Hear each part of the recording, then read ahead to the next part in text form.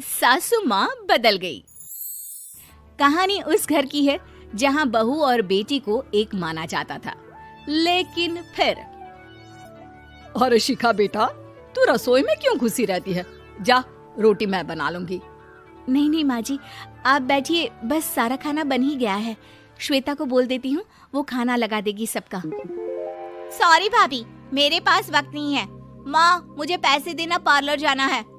हाँ हाँ चली जाना, भाभी को भी ले जाना। वो भी जाने को बोल रही थी पार्लर, पर पहले ना मदद कर दे उसके खाना लगाने में।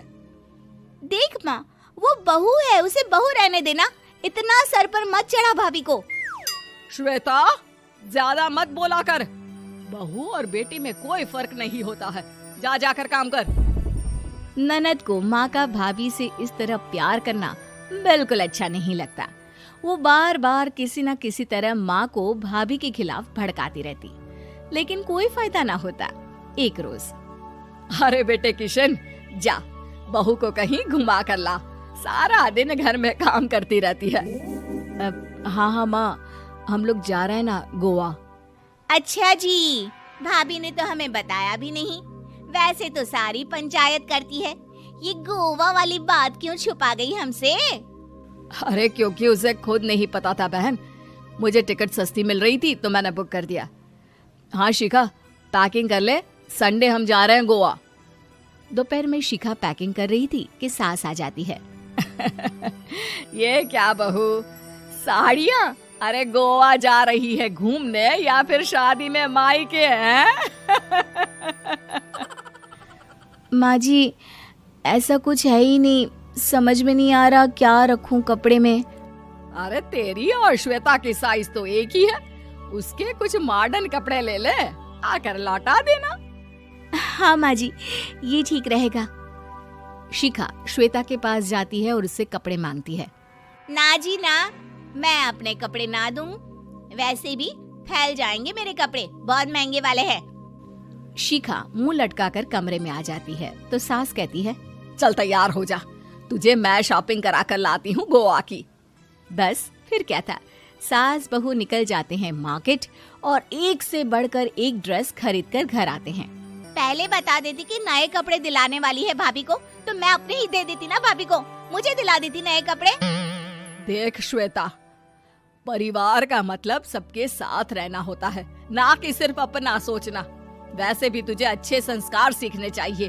और रही बात कपड़ों की, तो शिखा, आज से घर पर भी तू मॉडर्न कपड़े ही पहनेगी। कोई जरूरत नहीं है ये साड़ी वाड़ी लपेटने की। अब क्या था, घर पर श्वेता और शिखा एक जैसे रहते। एक बार पड़ोसन आती है। अरे बेटा, अपनी माँ को तो बुलाना, जरा बात करनी है। शिखा सास को बताती है और रसोई में चली जाती है। ये आपकी बेटी बहुत बड़ी हो गई है, इसके लिए एक रिश्ता है, कहो तो बता दूं। ये बेटी नहीं बहू है, घर में सब एक जैसा ही रहता है। वैसे मेरी बेटी भी बड़ी हो गई है, कोई रिश्ता हो तो जरूर बताना। पड़ोसन रिश्ता लेकर उन लोगों के घर आती है। तब श्वेता की होने वाली सास कहती है, तो ये घर है, कितने मंजिल का है? और ये बहू ने आपकी क्या पहन रखा है, जीन्स टॉप? अरे भाई, साड़ी वाड़ी नहीं है क्या इसके पास? देखिए, सर्दी है तो साड़ी में बहू कैसे मैनेज करती, वैसे पहनती है साड़ी भी। देखिए, हम लोग ठहरे पैसे वाले लोग, कोई कमी नहीं है हम लोगों के पास पैसों की, बहुत पैसे हैं, जमीन, नौकर चाकर, कार, सब कुछ है, लेकिन घर में संस्कारी बहू चाहिए, समझ रही हैं ना आप? सास कुछ कहती कि श्वेता बोल पड़ती है, हाय रे, नौकर चाकर से लेकर जमीन, कार, पैसा, हाँ, मुझे रिश्ता मंजूर है मुझे। अरे रुक जा श्वेता, मैं बात कर रही हूँ ना। देखिए, हम लोगों के घर इतनी आजादी नहीं मिलेगी। अरे हाँ कर देना माँ, हाँ कर दे जल्दी से। सास क्या करती, बेटी की शादी ऐसे घर में कर देती है जहाँ ना उनके विचार मिलते हैं और ना ही आचार। शादी के बाद एक रोज फोन पर, श्वेता बेटा, एक बार घर आ जा, बहुत दिल करता है तुझे देखने का। माँ, वो घर पर बहुत काम होता है, कैसे आऊँ? बड़ा घर है, लेकिन आने जाने वालों की लाइन ही लगी रहती है। बेटा मैं तो जानती थी उस घर का हाल, लेकिन तू ही नहीं मान रही थी। माँ देख, हर घर का यही हाल है। तेरी बेटी को यहाँ घूंघट हटाने की परमिशन नहीं है और एक तरफ भाभी स्कर्ट पहनकर घूम रही है। बेटा मुझे क्या पता था कि मेरी बेटी को ससुराल के नाम पर पिंजरा मिल जाएगा।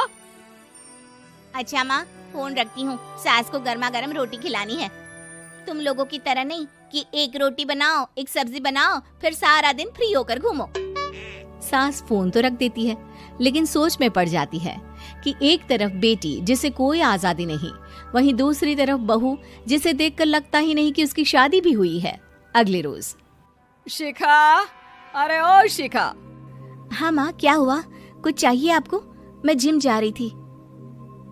जिम के कपड़ों में बहू को देखकर सास को घूंघट में अपनी बेटी का ख्याल आता है। देख बहू, घर में बहू की तरह रहा कर। इतने टाइट कपड़े पहनकर जिम जाना पसंद नहीं मुझे। जा जाकर रोटी बना। रोटी? माँ अभी तो शाम की 6 बजे हैं, इस वक्त रोटी? अब क्या मेरे खाने पीने पर भी पहरा है? अरे जब मर्जी तब मैं अपने घर में खा भी नहीं सकती क्या? बहू को अजीब लगता है। वो समझ नहीं पाती कि जो सास कल तक इतनी सपोर्टिव थी, उन्हें अचानक से क्या हो गया। वो किचन में जाती है, गरम रोटी के साथ 2 तरह की सब्जी, रायता, सलाद सब लेकर सास के पास आती है। माँ जी, खाना। इतना सारा खाना? राक्षस समझा है क्या मुझे? रोटी मांगी थी मैंने गर्मा गर्म बस। पर माँ जी, रोटी खाती किससे आप? सब्जी तो बनानी थी ना। अरे भूख मर गई मेरी तेरी बहस से। जा जाकर काम कर, अंदर पूरी रसोई साफ कर। बहू अंदर चली जाती है। थोड़ी देर में श्वेता घर आती है। अरे शिखा, जल्दी से चाय ला, पकवान बना, मेरी बेटी आई है। अरे नहीं नहीं माँ, ड्राइवर बाहर खड़ा है। मैं तो घर का कोई सामान खरीदने के बहाने यहाँ आ गई हूँ, मुझे जाना होगा। अरे बेटा, पर कितने दिनों बाद देख रही हूँ तुझे, रहने आ जाना 2-4 दिन के लिए। आ जाऊंगी माँ, जब मेरी सास मरेगी तब। मैं तो रोज मन्नत मानती हूँ कि मेरी सास मर जाए तो अच्छा है। अच्छा चल, जा रही हूँ माँ। हे भगवान, कैसे कैसे दिन देखने पड़ रहे हैं मेरी बेटी को। सास अंदर जाती है, जहाँ श्वेता की जिम वाली सहेली का फोन आया होता है। क्या बात है, आज जिम नहीं आई? अरे पता नहीं यार, आज माँ को क्या हो गया अचानक। पर खैर कोई नहीं, लगता नहीं कि मैं अब जिम आ पाऊंगी। शिखा स्पीकर पर बात कर रही थी, जिसे सास सुन रही थी। यार ये सास ना होती ही ऐसी है। मैं तो कहती हूँ बुढ़िया जल्दी मरे और तू आराम से जिए। शिखा को सहेली की बात पर गुस्सा आ जाता है। माँ के मरने की कौन सा बच्चा दुआ मांगता है मोहिनी? आगे से ऐसी बात मेरे सामने मत करना। हमारे घर की शोभा ही माँ है। क्या हुआ जो थोड़ी सख्ती दिखा रही है? उसमें भी कोई ना कोई उनकी भलाई ही होगी। मैं तो कहती हूँ भगवान मेरे जैसी सास सबको दे, जो सिर्फ माँ की तरह है। सास वाली तो कोई बात ही नहीं है उनमें। सास ये बात सुन रही थी। उनकी आंख में आंसू आ जाते हैं कि क्यों वो बेटी की किस्मत में बहू को भी भागीदार बना रही थी। शिखा, अरे ओ शिखा, क्या हो गया? जिम नहीं जाना क्या?